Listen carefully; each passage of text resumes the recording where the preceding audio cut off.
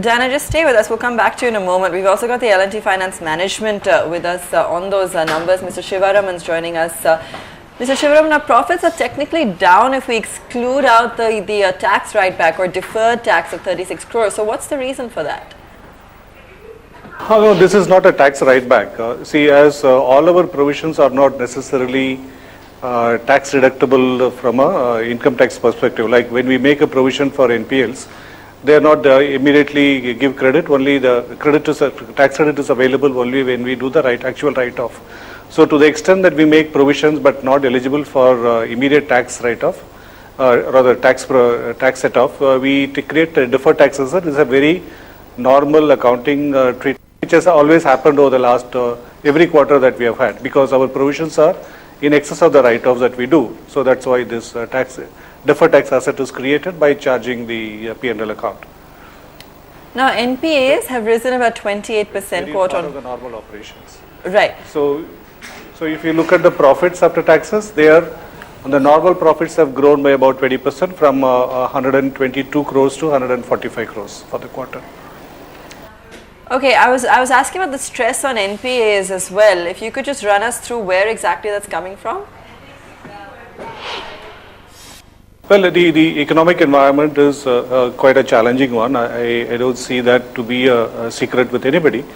There are no new projects coming up. The cash flows of the various companies are very clearly stressed, more so in the construction segment. So in that context, the NPLs have actually obviously gone up when the constituents do not have adequate cash flows.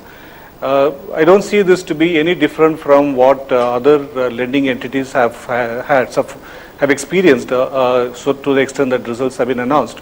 Most of the companies have, the banks and NBFCs have seen a elevation in the overall NPA levels.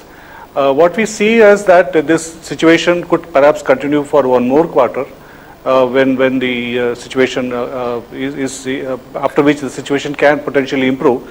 But of course, this outlook is dependent on the government steps, continued commitment towards promoting investments, releasing the various payments which are due to the private players. So all of this will only help in improving the situation on the ground.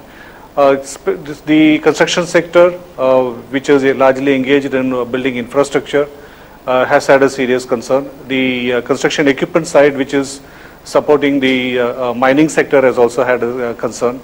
The last but not the least, the commercial vehicle segment has also been suffering some difficulties. But most of our stress has been in the corporate segment, which is suffering for cash flows on the working capital front. Right, and the CV, CE segments have also seen a degrowth. Are you looking at revising your full year projections? See, I think it's true for even the manufacturing side as well. Both construction equipment as well as commercial vehicle have seen a degrowth in volume. So that is one of the reasons why there is a degrowth in our disbursement. In addition to that, we have also been pretty selective in the way we provide credit to our borrowers.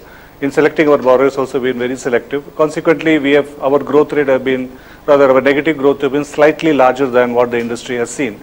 But if you at the same time, if you look at the infrastructure sector, the disbursement growth have been pretty robust.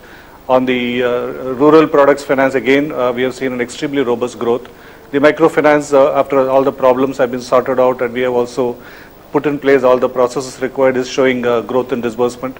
So all in all, there will be other segments which could potentially contribute to the overall disbursement growth. And I think we'll continue to be looking at our possibility of growing around 20% plus in the overall asset side. I don't see that to be a big challenge at the moment.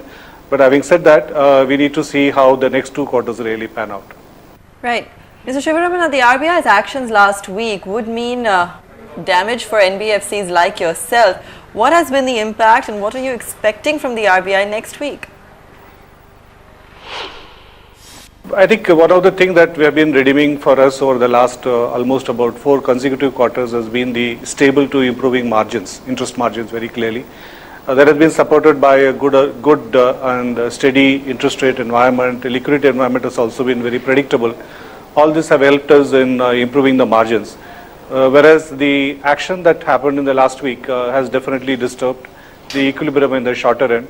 While there was a spike immediately after the announcement of the measure, subsequently we have seen some amount of reduction in the overall interest rate environment. The liquidity has also been easing up. I'm hoping that this is a very temporary measure and will be a temporary situation, will soon correct itself, and we will see the benign interest rate environment returning. There is no need really for the interest rates to go up given the very weak credit demand existing in the country. So I would expect that the interest rate should start improving in the second and third quarter very clearly. That's what our outlook will be. All right, Mr. Sivaraman, we leave it there. Thanks so much for joining in, getting us your perspective as to how the quarter has been at L&T Finance Holdings. Stocks just marginally up by around about 2 to 3% is where it's been trading currently. Just a quick mention on the markets as well. Let's just pull that up for you as to how the index has been faring.